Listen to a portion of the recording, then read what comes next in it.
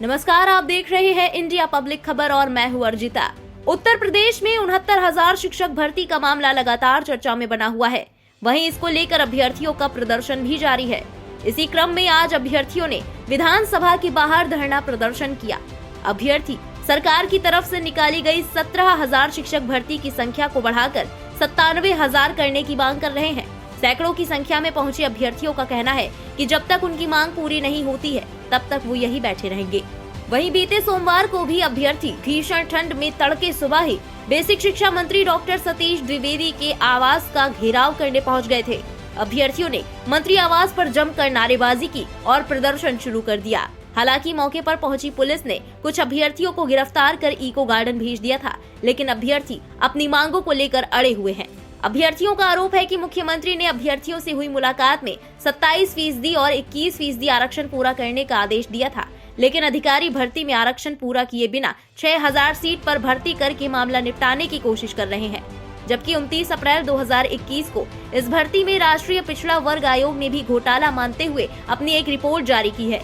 इसलिए उस रिपोर्ट को लागू किया जाए और राष्ट्रीय पिछड़ा वर्ग आयोग के सभी शिकायतकर्ताओं को न्याय दिया जाए।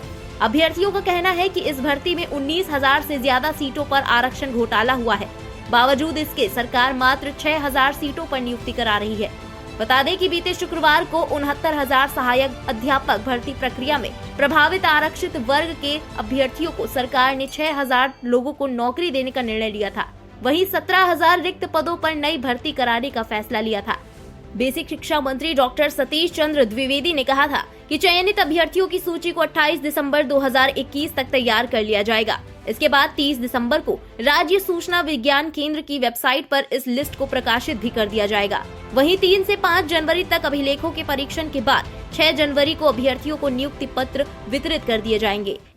सहायक अध्यापक भर्ती में आरक्षण की प्रक्रिया को लागू करने में कुछ विसंगतियों को आधार बनाकर कुछ अभ्यर्थी लगातार इस बात की शिकायत कर रहे थे कि जिनको उस चयन सूची में होना चाहिए था उनका नाम उस सूची में नहीं है। उनके इस मांग पर विचार करते हुए उस प्रक्रिया का अध्ययन करने के बाद ये देखा गया कि कुछ आरक्षित वर्ग के अभ्यर्थी प्रभावित हैं जिनका नाम उस चयन सूची में होना चाहिए था। माननीय मुख्यमंत्री जी से अभ्यर्थियों की मुलाकात हुई। कल ही उन्होंने बेसिक शिक्षा विभाग को इस समस्या का त्वरित और न्याय संगत समाधान करने को कहा था। आज विभाग ने यह निर्णय लिया है कि उस प्रक्रिया में आरक्षित वर्ग के प्रभावित अभ्यर्थियों की भर्ती की जाएगी। उसकी पूरी प्रक्रिया आज हम जारी कर रहे हैं। आज 24 दिसंबर से ही वो प्रक्रिया शुरू हो जाएगी और 6 जनवरी को काउंसलिंग के उपरांत वो प्रक्रिया पूरी होगी और जो अभ्यर्थी छूट गए थे उनकी भर्ती प्रक्रिया पूरी करके उनको नियुक्ति पत्र दिया जाएगा। एक और विषय है और वो विषय ये है कि जब माननीय सर्वोच्च न्यायालय ने शिक्षा मित्रों का स्थायी शिक्षक के रूप में समायोजन 2016 में निरस्त किया था, तो उस समय उत्तर प्रदेश सरकार को यह निर्देश दिया था कि 1,37,000 पदों पर स्थायी शिक्षकों की भर्ती की जाए। उस निर्देश के क्रम में 2 बार शिक्षक भर्ती हुई है। एक बार 68,500 की भर्ती प्रक्रिया और एक बार 69,000 सहायक अध्यापक भर्ती प्रक्रिया।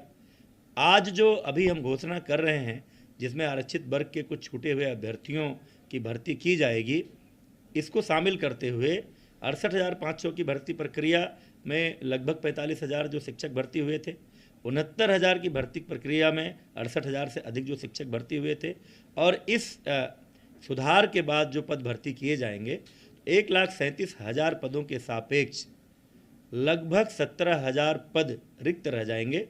इसलिए माननीय सर्वोच्च न्यायालय के निर्देशों के क्रम में उन लगभग 17,000 पदों पर हम नई भर्ती भी करने जा रहे हैं। लेकिन 69,000 शिक्षक भर्ती का मामला अभी सुलझता नजर नहीं आ रहा है और अभ्यर्थी अपनी मांगों को लेकर लगातार प्रदर्शन कर रहे हैं। तो देखना अब ये होगा कि योगी सरकार शिक्षक भर्ती के मामले का क्या समाधान निकालती है। इस खबर में फिलहाल इतना ही। देश और दुनिया की बाकी तमाम बड़ी खबरों और लेटेस्ट अपडेट्स के लिए बने रहिए इंडिया पब्लिक खबर के साथ। हमारे YouTube चैनल को सब्सक्राइब करें, वीडियो को लाइक करें और ज्यादा से ज्यादा शेयर करें।